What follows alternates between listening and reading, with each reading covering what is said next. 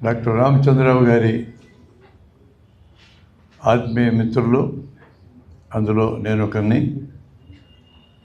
నా పేరు Brahma Reddy, medical doctor. నేను కర్నూలులో నివాసం. దాదాపు నా వయసు అయింది.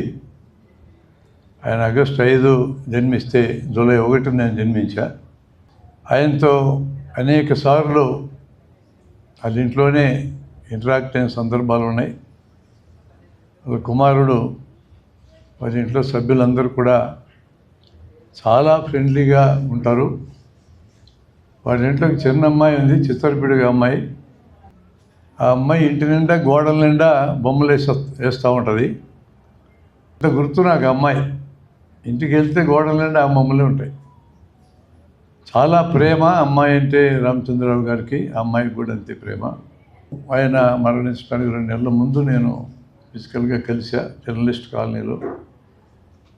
ఆయనతో మొదటి పరిచయం కొంత విచిత్రంగానే జరిగింది నాకు.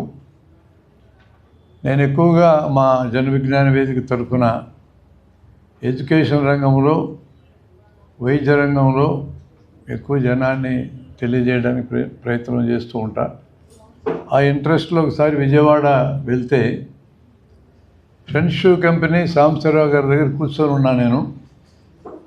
వెంటనే ఆయన ఒక బుక్ నా చేతికి ఇచ్చాడు, సమ్మర్ హిల్ అని. ఈయన ట్రాన్స్లేట్ చేసింది. ఈ బుక్ చూసారా మీరు అన్నాడు. అంతకుముందు చూడాలా నేను, దాదాపు 15-20 ఏళ్ళు అవుతుందేమో. ఆ బుక్ పై చూసిన తర్వాత నేను ఇంటికి వెళ్ళినాక కంప్లీట్గా చదివా 2 రోజుల్లోనే. మేము విద్యార్థుల కోసమో చేస్తున్న కార్యక్రమాల్లో చాలా బాగా ఉపయోగపడుతుందని నాకు అనిపించింది. అంతకుముందు గుడిపాటి వెంకటచలం గారు రాసిన బిడ్డల శిక్షణ పుస్తకం చదివా నేను. ఆయన కూడా విద్యారంగంలో స్కూల్ ఇన్స్పెక్టర్గా పనిచేసి ఆయన అనుభవాల్లోంచి పుస్తకం రాశాడు. దాన్ని ఈ మధ్య మరలా వచ్చేశారు. కానీ కొత్త పుస్తకంలో పాత పుస్తకంలో 6 కథలు మిస్ అయినాయి, లేవై. 6 కథలు లేకపోతే ఆ పుస్తకానికి విలువ లేదు. పాత పుస్తకం నాకు దొరికింది. దాని PDF కాపీ కొన్ని వేల మందికి పంపించాను. ఆ బుక్లో అద్భుతంగా ఏముంటుందంటే, అలాంటిదే నాకు మరలా ఇంప్రెషన్ సమ్మర్ హిల్ చదివినా కలిగింది. పిల్లల్ని కనడానికి శిక్షణ అక్కర్లేదు. యుక్త వయసు వచ్చిన వారిని పెళ్లి చేసి ఒక రూమ్లో వదిలేస్తే వాళ్ళే కొంతకాలానికి అంటారు. పిల్లల్ని పెంచడానికి శిక్షణ కావాలి. ఈ మధ్యకాలంలో పిల్లల్ని పెంచడం చేతకాని వాళ్ళందరూ కనడం మొదలుపెట్టారని రాశాడు దాంట్లో వెంకటచలం. దాదాపు అలాంటి ఫీలింగ్ నాకు ఈ పుస్తకం చదివినాక కలిగింది. ఆ తర్వాత నేను కొన్ని పుస్తకాలు సాంబశివరావు గారు తీసుకెళ్ళా. పెళ్ళిళ్ళకి వెళ్ళినప్పుడు బహుమతులు ఇవ్వను, నేను పుస్తకాలు ఇస్తా. ఈ బుక్ మీద ఈ పుస్తకం చదవకుండా పిల్లల్ని కనొద్దు అని రాసిన సంతకం పెట్టి ఇచ్చేవాడిని. మరి 4-5 పుస్తకాలు నాకు చాలామంది పెళ్ళిళ్ళకి వెళ్ళాలి. నేరుగా సిటీలో రామచంద్రరావు గారు వాళ్ళ ఇంటికి వచ్చి పుస్తకాలు కావాలండి అని అడిగాను. మరి ఆయన ఎందుకో 200 పుస్తకాలు పెట్టుకొని ఉన్నాడు తన దగ్గర. ఎవరికన్నా ఇవ్వాలనుకున్నాడో లేదు తెలియదు.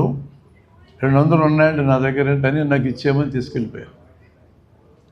ఊరికే కాదులేండి, ఆయన ఖర్చు అవుతుంది కదా, ఊరికే తీసుకెళ్ళటం న్యాయం కాదు, పద్ధతి కూడా కాదు.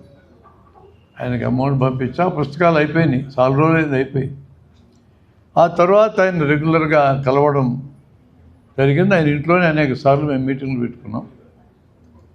ఆయన విద్యారంగం అంటే చాలా ఇంట్రెస్ట్ ఉన్న వ్యక్తే కాదు, ఫిలాసఫీ అంటే ఇంట్రెస్ట్ ఆయనకి. ఆయన PhD కూడా, థీసిస్ కూడా ఫిలాసఫీ మీదని.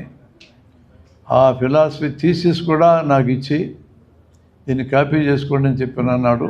చాలా రోజులు నా దగ్గరే ఆ ఫైనల్ బౌండ్ ఉంది, తర్వాత ఇచ్చాను ఆయనకి. మంచి వర్త్ ఉన్నటువంటి థీసిస్ అది. అది కూడా పుస్తకంగా రావడం మంచిదేమో అని అనిపిస్తుంది నాకు. అంత వర్త్ఫుల్ బుక్ ఆయన రాశాడు. ఆయనకి విద్యారంగమే కాకుండా ఫిలాసఫీలో మార్క్సియన్ ఫిలాసఫీ అంటే చాలా ఇష్టం. అట్లాగే మార్క్సిజము సైకాలజీ ఈ రెంటికి సంబంధించిన బ్లెండ్ ఉండాలని భావించే వ్యక్తి ఆయన. దీని మీదే చాలాసార్లు మేము మాట్లాడాం. విల్హెల్మ్ రైక్ అంటే చాలా ఇష్టమైనకి. రైక్ గారి పుస్తకాలు అన్నీ ఫోటో స్టాట్ తీసి అన్ని పుస్తకాలు నాకు పంపించాడు ఆయన. అంటే అన్నీ చదువుతాను అనుకున్నాడు ఆయన, అన్నీ చదవలేకపోయినా.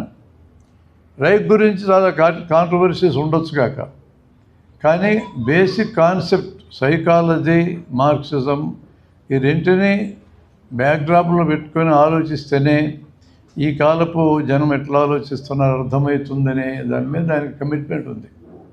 మేము డిఫర్ అయ్యే అంశాలు ఇవ్వని కాదు, మేము డిఫర్ అయ్యే అంశాలు ఉన్నప్పటికీ కూడా ఆ డిఫరెన్స్ చాలా ప్రేమపూర్వకంగా స్నేహితుల మధ్య ఉండే డిఫరెన్స్ లాగా ఉంటుంది తప్ప మన అభిప్రాయము వినని వాళ్ళు ఎవరన్నా ఉంటే వాళ్ళని దూరం పెట్టాలనే మనిషి కాదు ఆయన. అది చాలా గొప్ప గుణం. అది ఈ కాలంలో చాలామంది నేను చూసా. నేను రాజకీయాల్లో తిరిగా, పనిచేసా, విద్యార్థి ఉద్యమాల్లో తిరిగా 1970 నుంచి. నచ్చని వాళ్ళు కనపడితే దూరం పెట్టేస్తారు అంతే, ఇంక దగ్గరికి రానియరు. అటువంటి స్వభావం ఉన్న వాళ్ళని నేను రాజకీయాల్లో చూశాను. చాలా ప్రమాదకరమైన లక్షణం అది.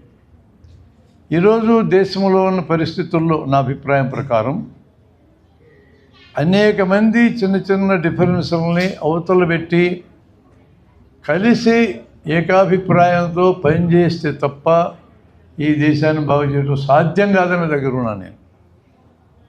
ఈ విషయాన్ని మేము అనేకసార్లు మాట్లాడుకున్నాం. ఆయనకి తీవ్రమైన ఫిర్యాదులు. ఆయన ఏ ఫిలాసఫీని ప్రేమిస్తాడో ఆ ఫిలాసఫీని అనుసరించే వాళ్ళ మీద కూడా తీవ్రమైన విభేదాలు ఉన్నాయి. అసలు వీళ్ళెవ్వరికీ మార్క్సిజం అర్థం కాలేదని దగ్గర ఉన్నాడు ఆయన. నిజమేనేమో, అర్థమైందనుకుని చాలామంది నిజంగా అర్థం కాకుండానే అర్థమైందనుకున్నారేమో కూడా చెప్పలేను. అందరూ మార్క్స్నే కోడి చేస్తున్నారు. దాదాపు 30 పార్టీలు ఉన్నాయి ఆంధ్రదేశంలో. 30 రకాల పార్టీలకి మార్క్స్ అందరికి ఒకే రంగు ఎట్ట కనపడతాడు నాకు కూడా అర్థం కాదు. ఫైనల్గా నా భయం ఏంటంటే మార్క్స్ని మతాచార్యుడి కింద మార్చిపారేశారేమో అని అనుమానం కూడా వచ్చేటట్టుగా ఉంది కొన్ని ప్రవర్తనలు. అది ఆయన భావాలు నేను చెప్తున్నాను. కొన్ని నేను అంగీకరించే భావాలు. మార్క్స్ని మతాచార్యుడి కింద మార్చకూడదు. Is a philosopher. డిఫర్ అయితే ఫిలాసఫర్ డిఫర్ అవ్వచ్చు. డిఫరెన్స్ లేకుండా భావజాలాల్లో ప్రోగ్రెస్ ఉండదు. బ్లంట్గా డిఫర్ అయినా తప్పేం లేదు. చర్చ జరగాల, అభిప్రాయాల మీద ఘర్షణ జరగాల. అభిప్రాయాల మధ్య ఘర్షణ జరగాలి, కానీ అభిప్రాయాల మధ్య ఘర్షణ చేయటం చేతగాని వాడు ఫిజికల్గా మనుషులను తొలగించాలనుకోవడం కరెక్ట్ కాదు. అది ఈ కాలానికి పనికిరాదు. భిన్నాభిప్రాయం ఉంటే భిన్నాభిప్రాయం ఘర్షిస్తుంది అంతే. అసలు నిన్నే లేకుండా చేస్తానంటే అటువంటి ఒక దుర్మార్గమైన వాతావరణంలోకి దేశం నెమ్మదిగా నడుస్తూ ఉంది. ఈ దేశంలో పుట్టి పెరిగిన హిందూ మతానికి ఈరోజు ఆ లక్షణం లేదు. హిందూ మతం సహిష్ణుత కలిగింది, ఇతరులను భరించగలిగింది. ఇందులో గణపతిని పూజిస్తారు, వాళ్ళ అన్నని పూజిస్తారు, వాళ్ళ నాయన్ని పూజిస్తారు, విష్ణుని పూజిస్తారు, బ్రహ్మను పూజిస్తారు, శక్తిని పూజిస్తారు. అనేక రకాల భావజాలం కలిగిన వాళ్ళు హిందూ మతం అనే పేరుతో కలిసిమెలిసి బతకగలిగే అద్భుతమైనటువంటి దేశం ఇది. ఆ క్రమంలోనే ఇతర మతాలను కూడా భరించగలిగినాం. 1000 ఏళ్ళు ముస్లింలు పరిపాలించినారు, 200 ఏళ్ళు బ్రిటిష్ వాళ్ళు పరిపాలించినారు క్రిస్టియన్లు. నిజంగా వాళ్ళందరూ మతాలే మార్పించగానే ఉంటే ఇప్పుడు ఒక్కడు కూడా ఉండడు హిందూ ఇక్కడ. వాళ్ళు ఆ పని చేయాల. పాలించినారు రాజులుగా, రాజ్యాలు ఆక్రమించారు, ధనరాశులు పోగేసుకున్నారు. ఇతర మతాలను కూడా భరించగలిగే ఒక సహించే లక్షణం ఉన్న హిందూ మతాన్ని ఎవరినీ భరించకూడదు, మనం మాత్రం ఉండాలనే ఒక ధోరణి. ఈ ధోరణి మీద చాలా తీవ్రమైన అభ్యంతరం రామచంద్రరావు గారికి ఉంది. I share that and I like that. ఆ విషయాన్ని నిర్ముఖమాటంగానే మాట్లాడతాడు ఆయన. చాలాసార్లు కర్నూలు కూడా వచ్చాడు మా దగ్గరికి. మేము అనేక మందితో ఇంటరాక్షన్ కూడా పెట్టున్నాం సందర్భంగా. ఒకసారి విజయవాడ బుక్ ఫెస్టివల్ సందర్భంలో ప్రయాశక్తి వారు 4 పుస్తకాలు ఏఎస్ నీల్ రాసిన పుస్తకాలు అనువాదం చేయించారు. అందులో సమ్మరీలు కూడా అలా సవరించేశాడు ఆయన, అక్కడక్కడ కరెక్షన్స్ ఉంటే. ఆ పుస్తకావిష్కరణ సభలో వీరు వచ్చారు, నేను కూడా దాంట్లో పాల్గొన్నా. 4 మంచి పుస్తకాలు అవి. అనువాద ప్రక్రియ అనేది నా దృష్టిలో ఇండిపెండెంట్. ఇక్కడ ఆ ఒరిజినల్ రచయిత యొక్క భావం పోకుండా కాపాడాలా, దాంట్లో ఉండే స్పిరిట్ పోకుండా కాపాడాలా, చదివేటోళ్ళకి ఇది ఒరిజినల్ బుక్ అనేటట్టు అనిపించాలా. ఇది కష్టం అనువాదంలో. మన తెలుగులో అనువాదకులు మంచి పేరున్న అనువాదకులు ఎక్కువ మంది లేరు, కొద్దిమంది ఉన్నారు. అందులో ఖచ్చితంగా రామచంద్రరావు గారు ఒకరని నా బలమైన అభిప్రాయం. పుస్తకాలు ఈజీగా చదవగలం, సమ్మరీలు అలా చదివించింది నన్ను. ఆ తర్వాత అన్ని పుస్తకాలు చదివా నేను. నా దగ్గర చాలా కాపీలు ఉన్నాయి. అనేక మందిని, మా మిత్రుల్ని, మా ఆర్గనైజేషన్లో పనిచేసే వాళ్ళతో కూడా చదివిస్తూ ఉన్నా. డిఫరెన్స్ ఉంటే మాట్లాడుకుందాం లేండి, తప్పకుండా చదవాలి అనే పద్ధతిలో మేము ఆయన్ని స్వీకరించినాం. ఆయన మరణించటం అంటే నా నష్టాన్ని బోడ్చలేమని అందరూ చెప్పే సాధారణ మాటలు ఉంటాయి. నాకు ఒక వైల్డ్ థింకింగ్ ఉంది. ఇట్లాంటి మంచి మాటలు మాట్లాడుకునేటప్పుడు బతికున్నప్పుడే మాట్లాడుకోవాలన్న ఆలోచన. చచ్చిపోయినాక మాట్లాడుకుంటే రామచంద్రరావుకి ఎట్లని పడతాయి. మనము ఆయన అంటే ప్రేమ ఉందని మనకు మనం చెప్పుకోవడానికి పనికి వస్తుంది తప్ప, ఇంతమందికి నా మీద ప్రేమ ఉందని రామచంద్రరావు గారికి కదా తెలియాలా. గీతాంజలి సందర్భంలో రవీంద్రనాథ్ ఠాగూర్ చెప్పిన ఒక మాట నేను చెప్తా. అరే, నేను మరణించినాక మీరందరూ వచ్చి నా శవం మీద పుష్పాలు గుత్తులు గుత్తులు పెడతారు, నాకెట్ట తెలియదు కదా ఆ విషయము. బతుకున్నప్పుడు ఒక పువ్వు చేతికిచ్చి 4 మంచి మాటలు మాట్లాడచ్చు కదా అంటాడు ఆయన. నేను ఇవన్నీ చూసినాక నేను ఈ మధ్యనే మా మిత్రులకు ప్రకటించా, వచ్చే సంవత్సరం నా పుట్టిన దినాన నా సంస్మరణ దినం కూడా జరుపుకుంటా, వీలైతే రండి. నేను బతుకున్నప్పుడే మాట్లాడుకున్నాం, రండి, మాట్లాడదలుచుకున్న మంచి విషయాలు. చనిపోయినాక మీరు మాట్లాడితే నాకు అనవసరం, నాకు వినపడదు. అందుకే ఎంప్లాయీస్ వాళ్ళు రిటైర్మెంట్ ఫంక్షన్ చేసుకుంటారు అనిపిస్తుంది నాకు. అలాగే షష్ఠి పూర్తి చేసుకుంటారు, అందుకే అనిపిస్తుంది. ఎందుకని చక్కగా మాట్లాడుకుందాం బతుకున్నప్పుడే అనే అభిప్రాయం నాకు కలిగింది. నేను ఇంత మాట్లాడి వెళ్ళిపోయినాక 2 నెలలకి ఈ వార్త విన్నా. మా డిస్కషన్స్లో కృపాకర్ గారు పాల్గొనేవాళ్ళు, అలాగే మా మిత్రులు చాలామంది పాల్గొనేవాళ్ళు. రోజుల తరబడి కూడా వాళ్ళ ఇంట్లో ఆతిథ్యం ఇస్తారు, చక్కగా భోజనం పెడతారు. వాళ్ళ అబ్బాయి ఖచ్చితంగా మెచ్చుకోవాలి అబ్బాయిని. ఈ కాలపు పిల్లలు ఈయనలాగా ఉండరు, బాగా చదివిస్తాం, మార్కులు వస్తాయి, ర్యాంకులు వస్తాయి, ఎగిరిపోతారు అమెరికాకు, కెనడాకు, ఆస్ట్రేలియాకు.